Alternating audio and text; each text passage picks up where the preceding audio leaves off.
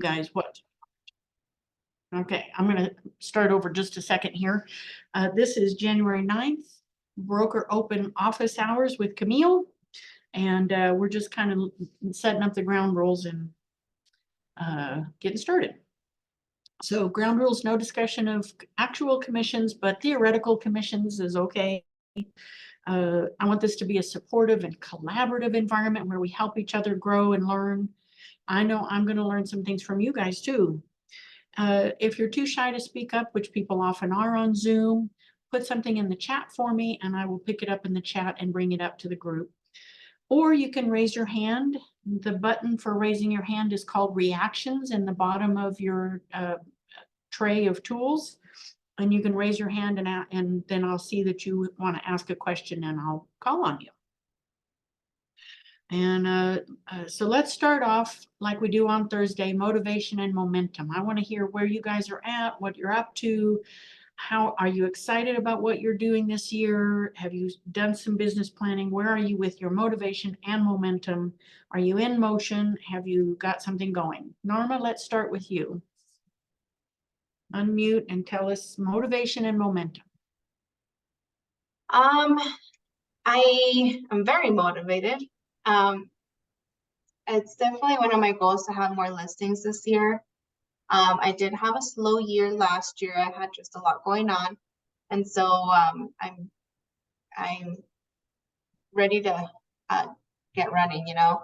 I have one listing right now active, and then I have 2 upcoming this next few weeks. Great. Between next week and the following. So I think that'll motivate me to keep going. Good. Glad to hear that. Get some momentum going. Yeah. Me too. I'm highly motivated, but momentum is always a struggle because I just, as you know, gets bogged down in running the office, but also I gotta sell too. So I struggle with that as well. All right, Yvonne, can you speak up?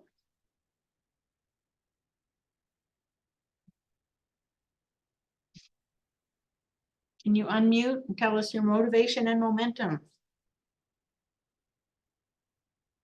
I guess she's not paying attention. Oh, she's at work. Okay. Sal Chavez, are you able to unmute and tell us about momentum and motivation? Yes, I'm here. Thank you, guys. Hi, Sal. Had a slow last year, so just wanted to change things around and make it better. Just, you know, focus more, do probably some advertising, you know, get things rocking and rolling back to the way they should be. So good. Highly Focus motivated. on gross. Yes, ma'am. Yeah, that's what So this looking is for. about. I think this year's going to be better. I can already feel it. Good. I think so too. Last year was rough. It was super rough. Yeah, it was rough.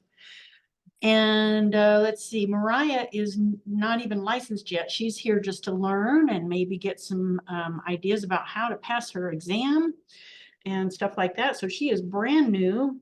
And just to let you know, Mariah, Yvonne has been with me for about 4 years, but she works full-time on another job, so she's not that active. Sal also is very busy with his full-time job selling cars at Malloy Nissan. Norma has another business too, and so real estate is her side gig as well. But they all have a good amount of experience you can draw from, maybe even learn from. And you know, this is primarily focused on helping newer agents get on their feet, get going. And so there you go. So motivation, momentum helps me determine where you are in your career and in your life and so forth. Also, it helps you understand you're not alone. We all struggle with motivation and momentum in different times and different places for different reasons. Okay, does anybody have something they specifically need help with today that you want to talk about? I'm going to be quiet for a moment and let you raise your hand or something if you have something specific.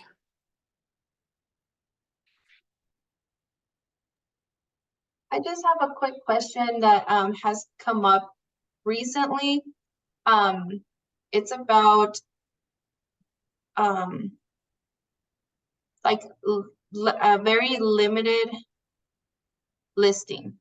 So they just Okay. want us to list the house, but not necessarily do anything for it.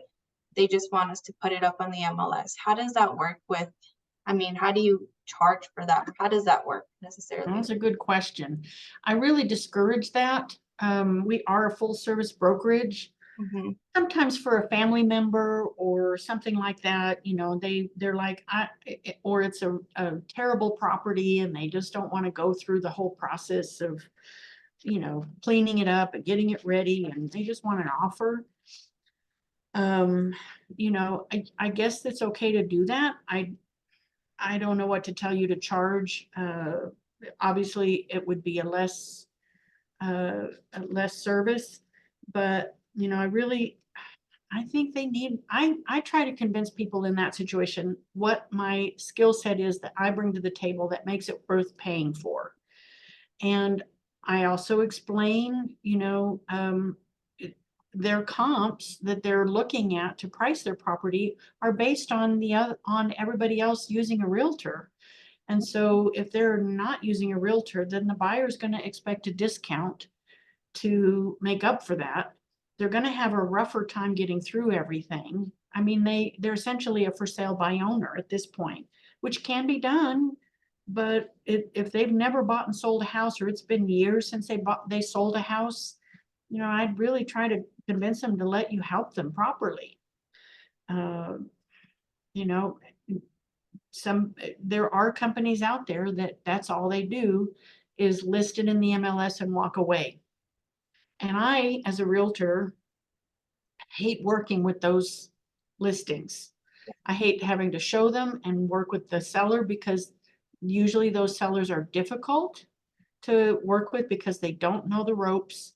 They don't know what's normal and customary. They think they know how to sell a property. How hard could it be anyway, right? Why would I pay so much money to somebody to help me sell my most important asset that's worth the most amount of money of anything I own, right? Why would I do that? And so, you know, I would maybe see if you can get to do full service for them for, you know, a reduced fee if you feel that's appropriate. But I also I have a little thing that I wrote that I shared with you guys when we had Smart Start. And Nora and Sal both did Smart Start with me. Yvonne has not. And it's called Why 6%? And it probably needs a little updating in light of the current situation with the lawsuits. Oh, here comes Sergio.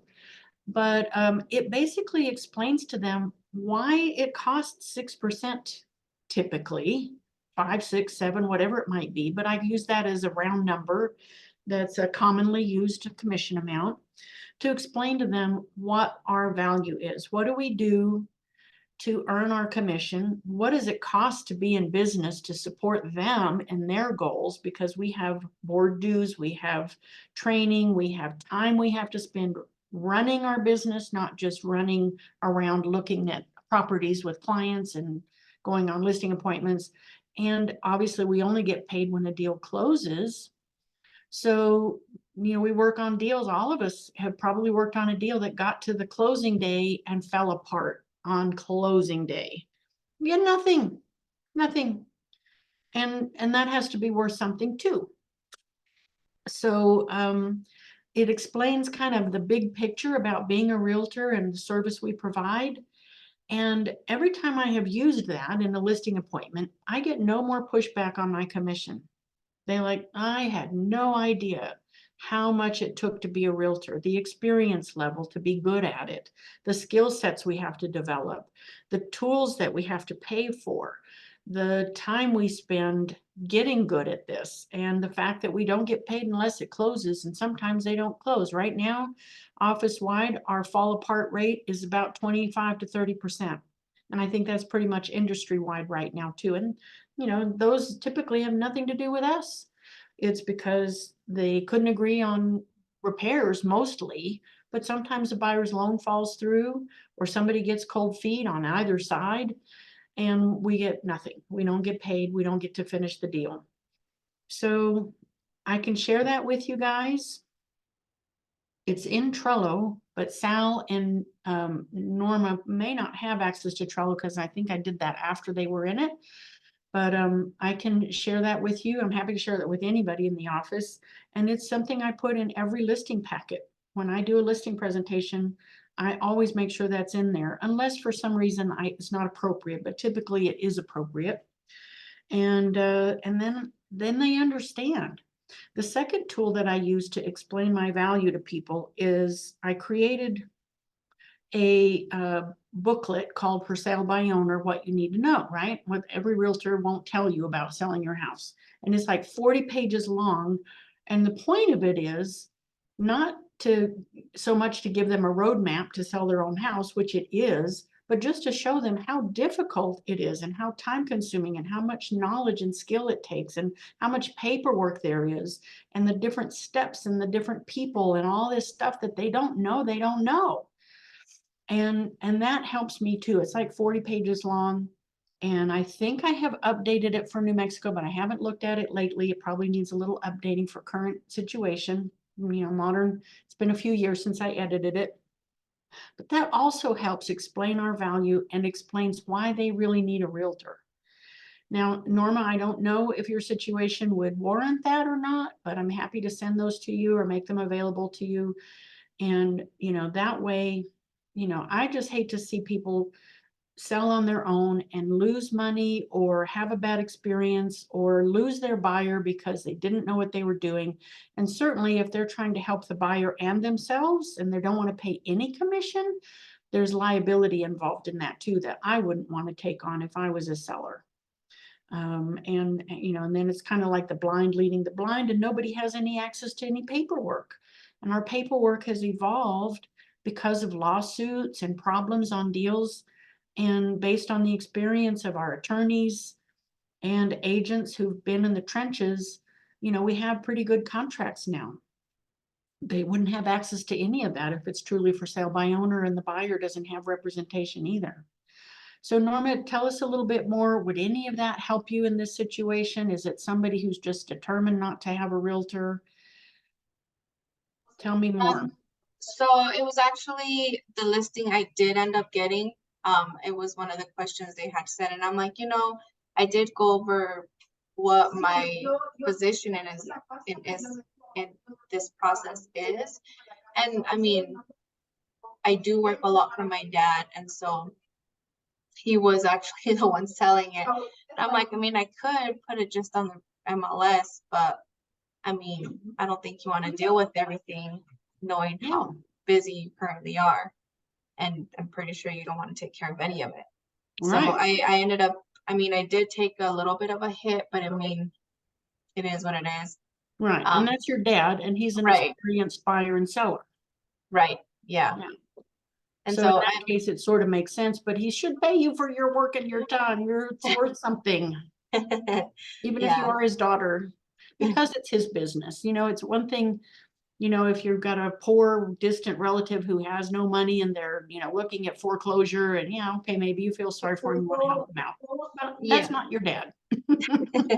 Yeah, in this case it worked out and all, but that really caught me thinking about, because he does have other partners and people that we've worked with in the past, and I've gotten that question before, and they just didn't know how to address it in terms of just listing it or just putting it on the MLS.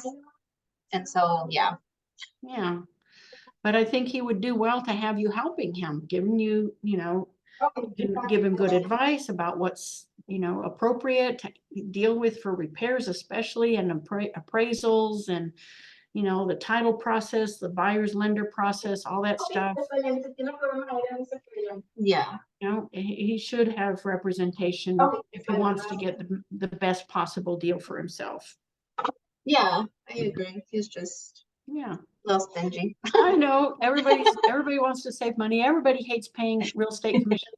I would hate paying that much money real estate commissions. And I can tell you, before I became a realtor, I was an architect and I was trying to sell my house, and I hired somebody to just put it in the MLS for me. And I tried to do it myself, everything else myself. And I tried to do my own open houses, and I tried to do my own negotiations, and I didn't succeed. And I was, I couldn't do it. I didn't know enough, and it was a lot of work. And after that experience, and certainly as a realtor now, I understand much better about why you pay a realtor to help you. Yeah. And I get it, but I certainly didn't get it before I became a realtor myself. I think it's kind of a funny story that here I am, you know, a top producing agent, and I couldn't sell my own house when I tried as a for sale by owner. But that was before I became a realtor and got the training and experience and tools and everything else. I mean, you know, I was trying to do it with both hands tied behind my back. And so I wasn't successful. Well, if you don't mind if I to send me those papers you have, I sure will. I use sure them for will. the next. Good. Thank you. All right. One of our new agents, does anybody else have anything else they want to talk about? You can unmute and type up. Okay, then I have a quick topic for you guys. I've been getting questions. Okay, sure, Yvonne got that. Yvonne asked if she could get that information too. Sure. So I have had a few agents tell me that they need help learning how to do market analysis. They're feeling too unconfident and unskilled at doing this. So that person, I gave her a quick text. Here's a few things you could do for yourself. Okay, Sergio, got it. Let me just make a quick note here of who came today and who wants it. Sal, Norma, Yvonne, Mariah. A little premature for Mariah, but that's okay. And you're going to get it anyway with Smart Start, and then Sergio. Okay. Let's see. So we're going to run through some things you can do to brush up on your skills on doing market analysis and develop more confidence in doing that. So I'm going to go ahead and share my screen. If I can. One participant, I'm going to share my screen. Okay, here we go. I don't know what's going on in my screen here, but let's go to GAR. That's what I'm looking for, my GAR portal. Okay, so what I did just now before we started the class today was I went over to GAR and my residential search engine, and I'm just looking for properties that are active, coming soon, no showings. And I looked for detached houses, but you could look for anything you want to specifically get better at. And I just picked this random neighborhood here, but I'd recommend that you start with a circle around your house about a mile and start getting to know your neighborhood, your milieu. And so as you can see, there's 22 properties available for sale in this box here. I wouldn't go any bigger than that because you're going to be driving around all of these, and this is a pretty big area to cover in itself. But pick an area you'd like to learn more about and do a box and find anything active. And I didn't pick any prices or anything. And what I'm looking for is vacant properties. So what I did was I went in here and I looked at each one and I looked at the pictures, and my toolbar's in the way. All right, so I looked at the pictures and I can see this one is vacant. So I checked the box, and then I went to the next one and I said, is this one vacant? Yep, looks vacant. Checked that box, and I went through the whole list and I came up with about 15 out of these 22 listings that are vacant. Now, I may not have time to do all of those, but that gives me a good bunch of properties to go look at. And then what I'm going to do, what I did was I saved them in a collection.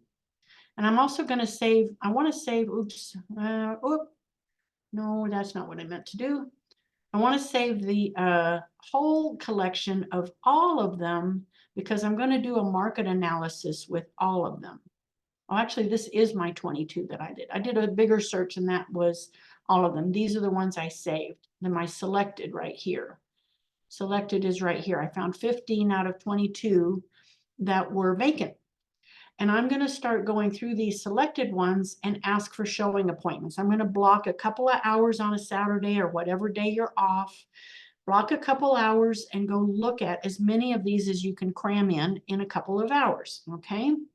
And that will start to give you an idea of what is currently available on the market and what the price points are. And so you'll want to get the detail sheet, and you could even make an abbreviated detail sheet, which just gives you the basics without all of this detail, and get the square footage and how many days on market, the price, you know, some basic information. And you can do that by going into email. You can email them to yourself or print them.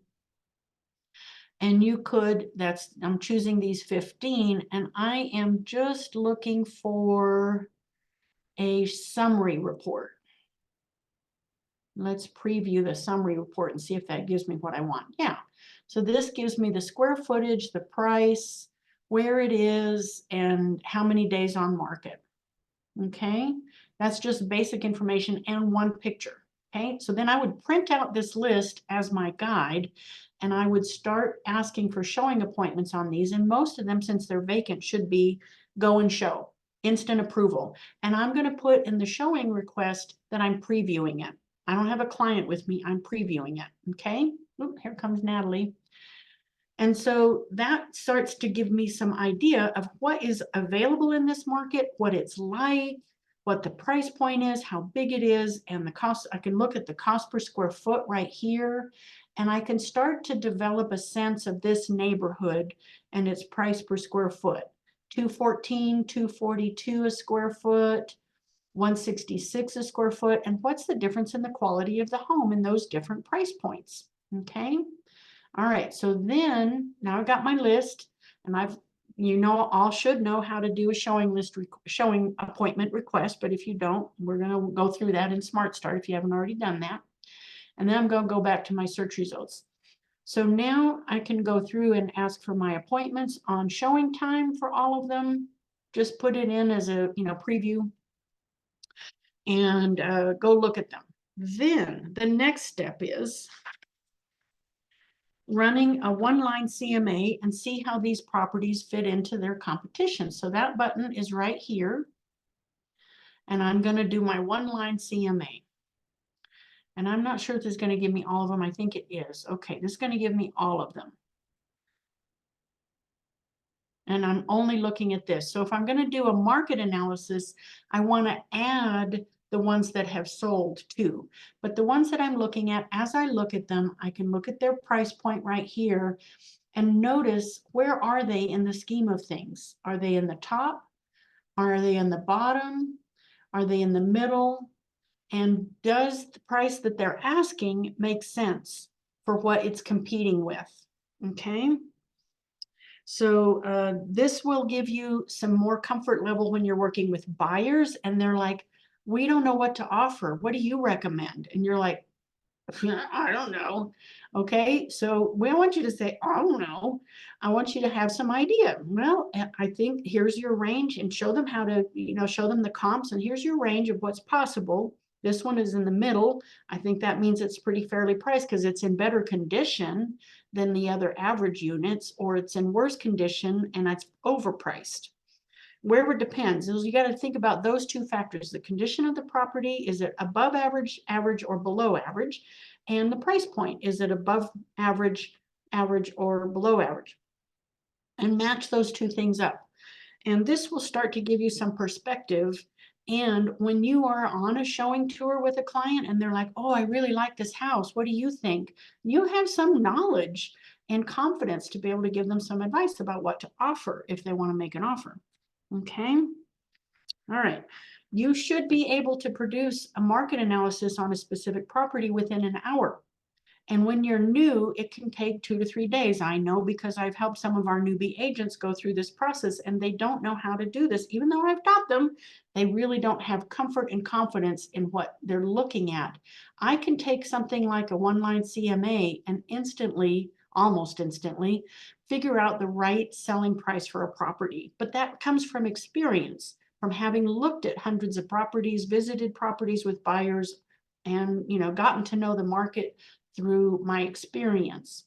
So that's why I think create your own experience, even if you don't have a buyer right now or a seller right now. Get some experience in looking at what's on the market so that when you do get that opportunity, you have some basis for making a recommendation of what to list a property at or how to help a buyer formulate an offer. Okay, then you're not done yet. I want you to keep this list of what you looked at and your, let's see, where'd that go? And your, your list of properties on your printout that you looked at and your notes. And about a month later, go in and see, did these go pending? If so, when are they closing? And watch for the closing date and make a note of, did it, what did you think it was going to sell for, and did it sell for that price? And if you were wrong, learn from that. If you guessed too high or too low, make a note. I thought this was right priced, but they ended up taking an offer 20,000 below. There could be a good reason they did that, because something was discovered in the inspections that said, oh, it needs all new air conditioning, and they got a concession. But you can look at that in the comments at the end where it's sold, and these are not sold, so it doesn't say that, but it'll say right here any concessions. And so you might see $10,000 concession for closing costs. It's always called closing costs, or something like that. So I would use this to make a running list of properties you looked at. You could look in different areas: Rio Rancho, West Albuquerque, North Albuquerque, South Albuquerque, the South Valley, Los Lunas, whatever area you're interested in or would like to learn more about. Try getting out there and looking at properties. While you're out there, you're going to talk to people in the neighborhood, and you can use that as an opportunity to catch somebody who's walking their dog, putting the garbage can out, washing their car, taking the baby out in the stroller, and talk to them about real estate. Okay? And you'd be surprised. There are people out and about that would have a real estate conversation with you. And you can ask a question like, I'm a realtor and I'm trying to get to know this neighborhood. Do you know anybody who's thinking of selling, or do you know anybody who's interested in buying in this neighborhood? I live 2 streets over, and I just wanted to get into the neighborhood and get to know the market. And what do you know about the neighborhood? Is there anything going on that's not your neighborhood? Is there anything going on I should know? Street redevelopments, or new sewer lines going into a dirt road, or is being converted to paved, or what's going on in the neighborhood?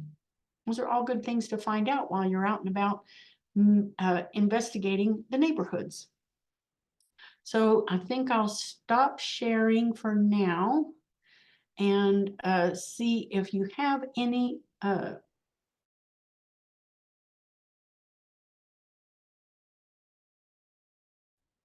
comments, questions. Was this helpful? Would you be able to get out there and do a little bit of market research and give you a boost in making market analysis for buyers or sellers? Norma, would this help you? Yes. It will. What area would you like to learn about? North, the north side. I usually work in the southwest, west side, southeast, and I don't really go north. So I think Yeah, north so you would need be to learn about a new my area. Good. Yeah. I like that. Okay. And Yvonne, would this help you if you could get out there and do that a little bit? Oh, she's at work. I forgot.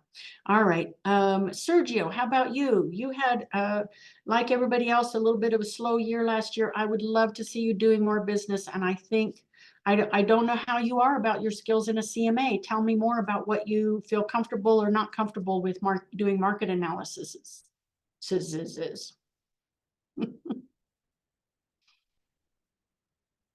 You're on mute. And you're in space. That's cool. Hi, sorry, I have this background, I don't know why, but I'm over here doing some fixtures here at my rentals. But yeah, I mean that's good information, getting your own experience. I like that, so you have your way of learning how to price homes. But that information that you gave to us is really, really good.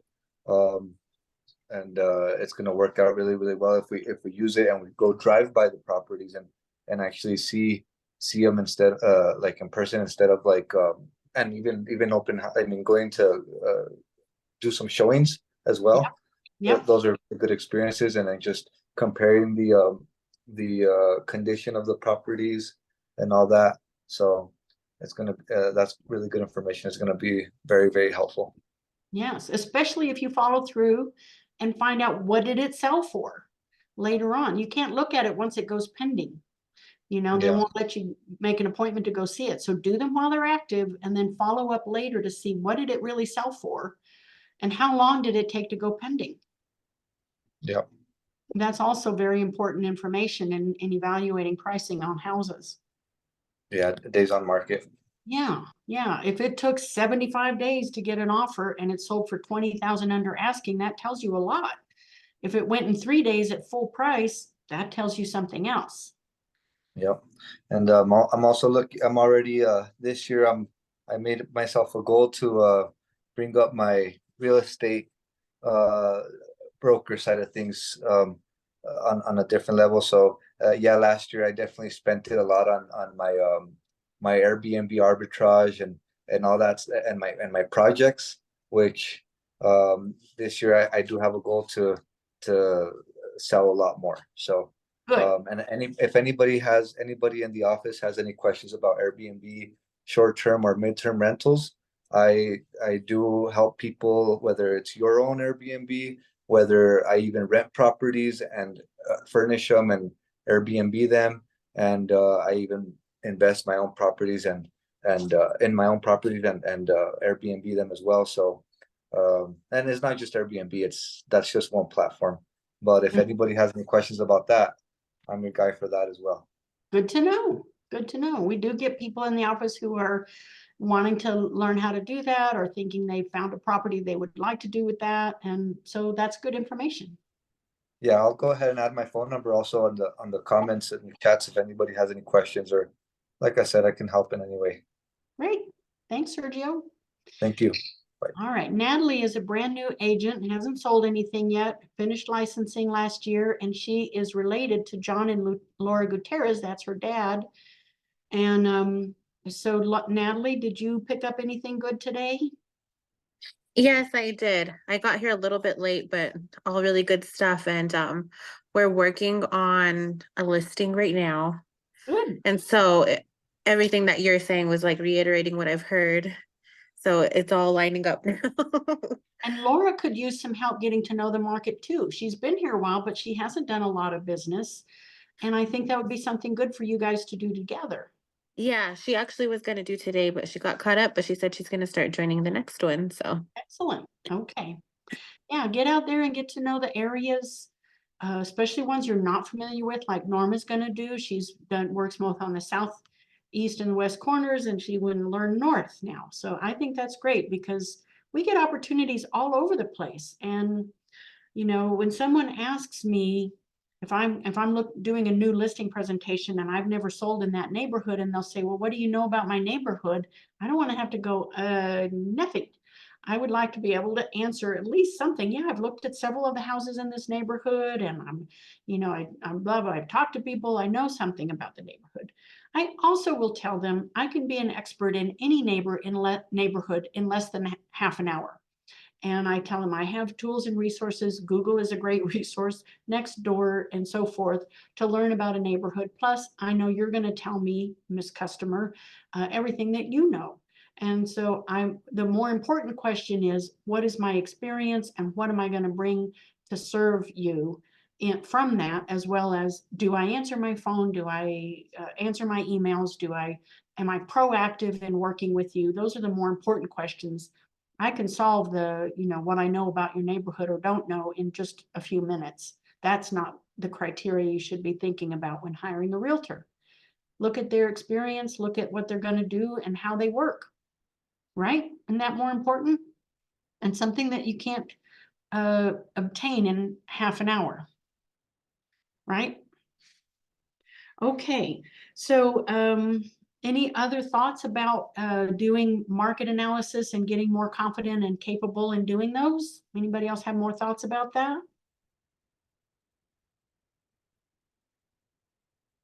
Okay. So I have a bunch of topics that I have picked out to cover on days when nobody has anything to bring up. I want you guys to start thinking about things you'd like to talk about. And what I think I'll do is send out the list of potential topics. And we're going to be covering things like working in your business, how to generate more business and things like that. And working on your business, things like money management, marketing management, and that sort of thing. And we're going to be talking about skill building. Like today, we talked about how to do a market analysis and how to build up your knowledge of the market. And so skill building will also be kind of one of the areas that we work on. We may in the future be able to bring some guest speakers on. I hope to be able to do that. And so I want this to be an open forum. Feel free to talk. It's going to be a small group, so you shouldn't feel shy about sharing and participating. And I hope you guys get something out of this. Bring your specific questions. And I'll try to also share with you, like during the week, I get questions from agents. And I'm going to try to start writing those down, and we'll cover those as a group, because if they have a question, you might have that same question you just didn't think to ask me about, or it hasn't come up for you yet. So I hope that format will work for you guys. We will, oops, Natalie got booted out and he's back in. It's an interactive, loose kind of format, not real structured. I do want to provide some sort of value for you for each time we meet. I don't want this to be just a 5-minute, well, nobody has any questions, so I guess we'll hang up now. I want to give you some value and try to keep it to 45 minutes or so. Okay, any questions or thoughts about all that? Does that sound good to you guys?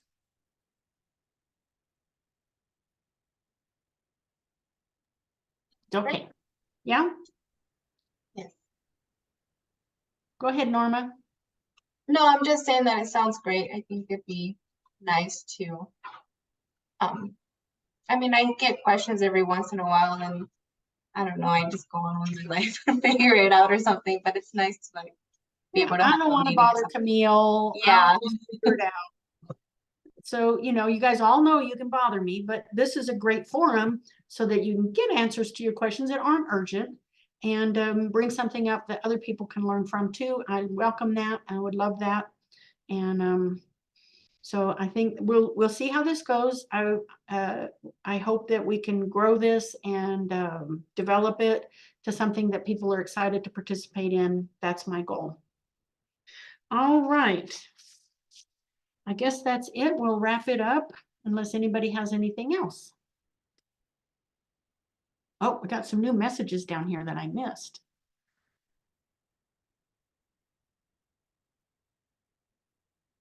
Okay, awesome. All right, you guys, well, have a great day. Thanks for coming. Hope to see you next week.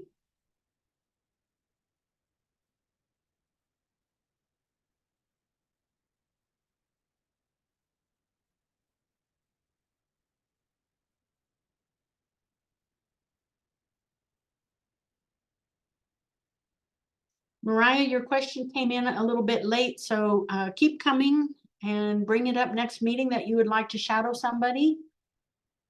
And maybe somebody will have something going on that week that you can tag along with.